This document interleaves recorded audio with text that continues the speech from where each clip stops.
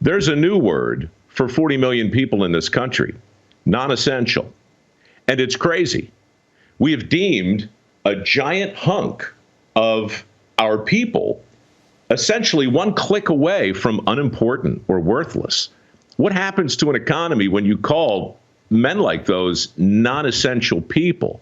The fact that you and I are allowed to work in our chosen field and they can't is just another example, in my opinion, of a big cookie cutter approach in the name of public safety, where we treat everybody basically the same except for the essential folks.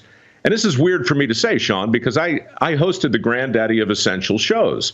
You know, Dirty Jobs and Deadliest Catch really are about essentiality.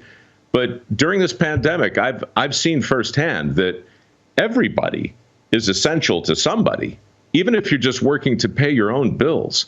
So something is going on here that is fundamentally upside down.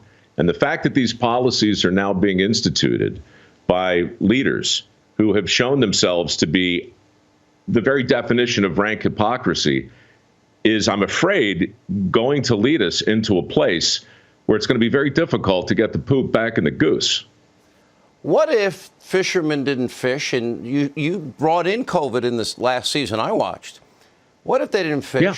What if medical manufacturers shut down when we needed them? What if farmers didn't farm, packers didn't pack, and truckers didn't truck? What would have happened to all of us? Frank Capra asked the same question even more broadly in It's a Wonderful Life. He said regarding George Bailey, what would happen if this one man had never been born? Had he never walked the earth? And the answer is everybody's favorite movie, because it shows us in clear terms how we're all connected. Never mind essential versus non-essential, fishermen versus farmers, steel workers versus pipe fitters versus teachers versus accountants. We're all part of a mosaic. It's a quilt. And if you start to arbitrage certain people out of the mosaic based on some harebrained definition of essentiality, then you're going to get the really depressing parts of It's a Wonderful Life. And it's going to keep going on and on and on.